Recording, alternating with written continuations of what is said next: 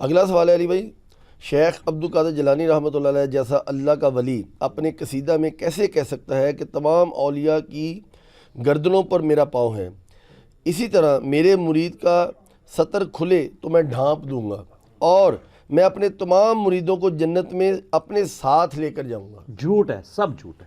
کبھی بھی وہ نہیں کہہ سکتے. یہ قصیدہ غوثیہ جو ان کی طرف منسوب ہے نا، یہ بالکل جھوٹی حکایات جو ان کی طرف منسوب ہے ان میں سے. انہوں نے اپنی کسی کتاب میں نہیں کہا.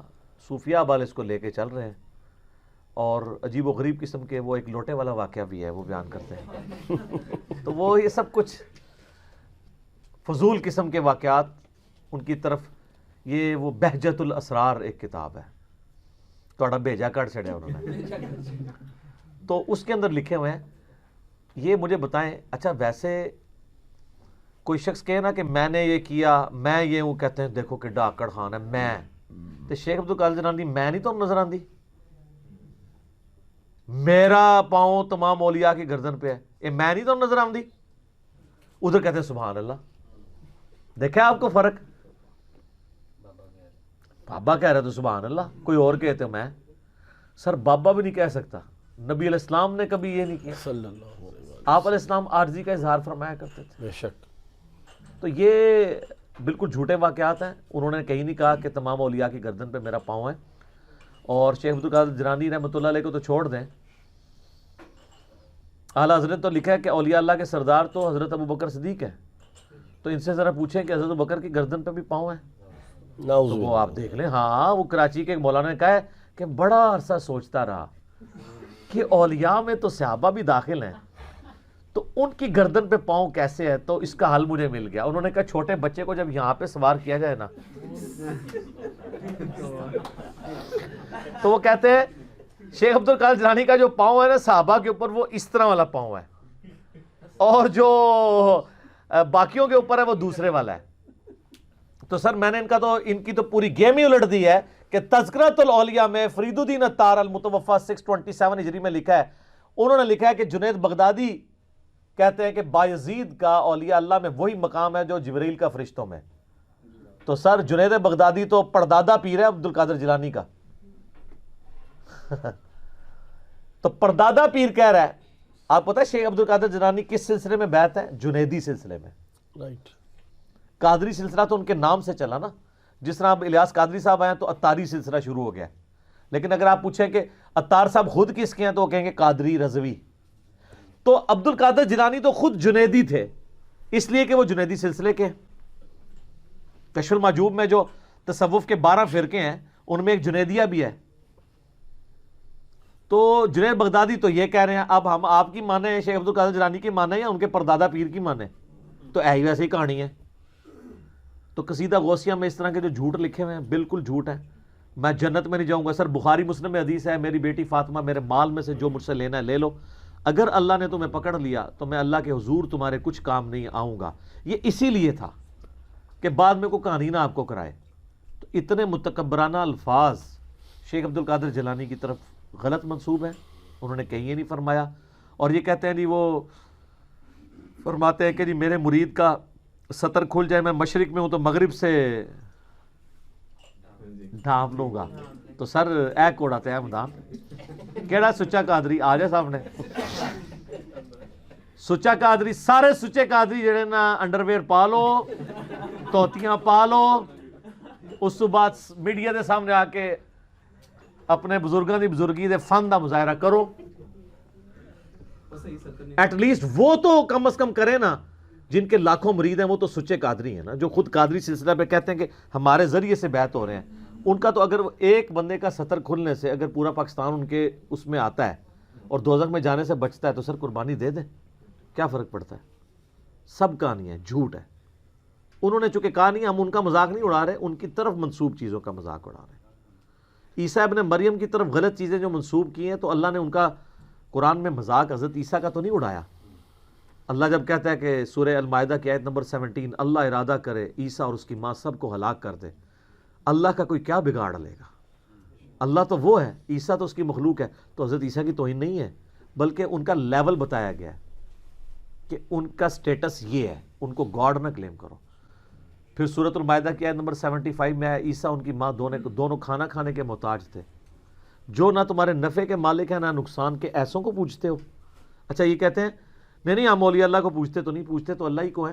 سر اللہ نے ان کے نفع نقصان کے مالک ہونے کا بھی انکار کیا ہے، صرف یہ نہیں کہا کہ پوجنے کا۔ ٹھیک ہے ہم نہیں کہتے کوئی شیخ عبد القادر جیلانی کو پوچھتا ہے، لیکن آپ نفع نقصان کا مالک تو انہیں مانتے ہیں نا، چاہے اللہ کے اذن سے ہی مانے۔ تو اللہ نے کہا کہ عیسیٰ اور اس کی ماں نفع نقصان کے مالک نہیں، ایک نبی ہے دوسرا اولیاء کی سردار ہے۔ سیدہ مریم کا مرتبہ زیادہ ہے یا عبد القادر جیلانی کا؟ سیدہ مریم کا، کیونکہ بخاری مسلم میں حدیث ہے اگلے زمانوں میں اللہ تعالیٰ نے مریم کو تمام جہان والوں پہ فضیلت دی تھی، اور اس زمانے میں خدیجہ کو دی ہے، اور اس حدیث کے راوی مولا علی ہیں۔ بے شک۔ تو عبد القادر جیلانی یہ تصور بھی کر سکتے ہیں کہ وہ اپنے آپ کو کلیم کریں کہ میں خدیجہ جو ہے وہ زیادہ مرتبہ رکھتا ہوں سیدہ مریم سے، جو حضرت عیسیٰ علیہ السلام کی ماں ہے، جن کے بچے کو اللہ نے نشانی بنایا تمام جہان والوں کے لیے، جن کے نام پہ پوری سورت ہے قرآن میں۔ سب کہانی ہے سر، یہ ختم ہو چکی ہے اللہ کے فضل سے انشاءاللہ۔ تو آپ بھی ایک دفعہ غور کیجئے گا کہ مرنے سے پہلے اے مسلمان کر لے اس پہ غور، کتابوں کا خدا اور ہے، بابوں کا خدا اور۔ ٹھیک ہو گیا؟ اچھا یہ جو جواب دیا اس سوال کے عوض آپ نے، اس میں کے اوپر جو آپ نے کنسنٹریٹ کیا ہے، نبی کریم صلی اللہ علیہ وسلم کی عاجزی اور انکساری کا یہ عالم تھا کہ اللہ کے نبی کریم صلی اللہ علیہ وسلم جو دنیا میں سب سے عظیم ترین انسان ہے، اللہ کے محبوب ہیں، وہ فرماتے تھے کہ قیامت والے دن جب جنت میرے لیے کھولی جائے گی تو مجھے اس بات پر فخر نہیں ہے، جی ہاں، اللہ تعالیٰ جو ہے وہ جھنڈا جو ہے علم میرے ہاتھ میں دے گا، لیکن مجھے اس بات پر بھی فخر نہیں ہے۔ تو یہ تو اتراتے پھر رہے ہیں اپنی کتابوں کے اندر۔ ہاں جی، تو ان کو شرم کرنی چاہیے۔ یہ حدیث جو آپ بتا رہے ہیں نا، اس کی صحت میں اگرچہ اختلاف ہے، لیکن محدثین کا اچھا خاصا حصہ اس کی صحت کے اوپر حکم لگاتا ہے۔ ترمذی اور ابن ماجہ میں حدیث ہے کہ مجھے فخر نہیں ہے کہ لواء الحمد میرے ہاتھوں میں ہوگا، شفاعت کا جھنڈا اور شفاعت میرے ہاتھوں پہ اللہ تعالیٰ کھولے گا، جنت کا دروازہ میرے لیے کھولے گا، ولا فخری ولا فخری۔ اور یہ لوگ کہتے ہیں اور سر یہ تو کہتے ہیں لوائی اعظم من لوائی محمد۔ ایک کلپ میرا دیکھ لیں، حضرت بايزيد بستامی، تو وہ سامنے آ جائے گا سر۔ وہ اس کلپ نے بڑی دنیا کی کایا کلپ کر دی ہے انشاءاللہ۔ آپ یہ سمجھیے کہ اکھاڑ کے رکھ دی ہر چیز الحمدللہ اللہ کے فضل سے، کیونکہ سب سے بڑا بابا ان کے پاس یہی تھا، اور جس کے بارے میں جنید بغدادی کہہ رہے ہوں کہ اس کا مرتبہ جبرائیل والا مرتبہ ہے فرشتوں میں جس طرح، ان کی تعلیمات ہم نے جب انہی کی بزرگوں کی کتابوں سے دکھائی ہیں، تو اب باقی کس کو لے کے گئے؟ عبد القادر جیلانی تو بہت چھوٹے ہیں ان کے مقابلے پہ، ٹھیک ہے، باقی بابے تو نظر بھی نہیں آن کے دور دور تک بايزيد بستامی کے مقابلے پہ۔ آپ تو ڈرتے ہوئے حضرت بستامی کہتے ہیں، کیونکہ بايزيد کہہ دیا تو کوئی کھلو ہی نہ جائے یار زیدہ ابا۔ لیکن جب نبی کریم صلی اللہ علیہ وسلم کا ہاتھ مبارک قبر سے باہر آیا تھا تو اس وقت تو 90,000 میں عبد القادر جیلانی نظر آئے تھے نا۔ اور جھوٹ ہے، وہ سب کچھ جھوٹ ہے۔ اگلا سوال ہے جی، فضائل اعمال میں ہے کہ ایک بزرگ 12 دن تک ایک ہی وضو سے ساری نمازیں پڑھتے رہے، جی ہاں، کیا یہ درست ہے؟ فضائل مال میں پڑھ سکتے ہیں، پڑھتے رہیں، اسے مطلب یہ چیز پاسبل نہیں ہے۔ نبی علیہ السلام کے بارے میں آتا ہے بخاری مسلم میں کہ آپ علیہ السلام جب رات کو وضو کی حالت میں سوتے تھے، خراٹوں کی آواز بھی آتی تھی، تو اما عائشہ کہتی ہیں کہ پھر آپ فجر کی نماز اسی طرح پڑھانے کے لیے چلے جاتے۔ تو میں نے پوچھا یا رسول اللہ آپ وضو نہیں کیا آپ نے دوبارہ؟ آپ نے فرمایا ہم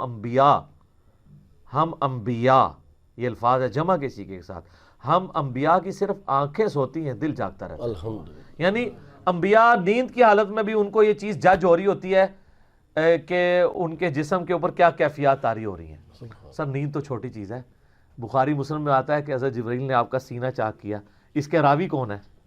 خود نبی علیہ السلام۔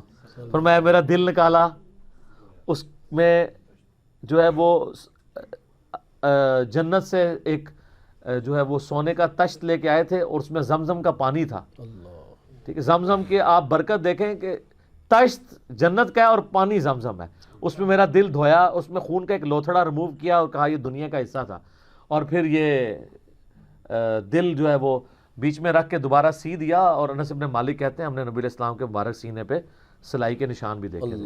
تو یہ روایت تو آپ نے اسلام خود اوپن ہارٹ سرجری آپ کی ہوئی ہے، تو آپ دیکھ لیں نبی علیہ السلام نے سارا خود روایت کیا۔ تو یہ انبیاء کرام کا یہ پروٹوکول تھا، باقی یہ جو اس طرح کی یہ کہانیاں کراتے ہیں نا، یہ بالکل جھوٹ ہے، اس طرح پاسبل نہیں ہے۔ ٹھیک ہو گیا. ٹھیک ہو گیا. اگلا سوال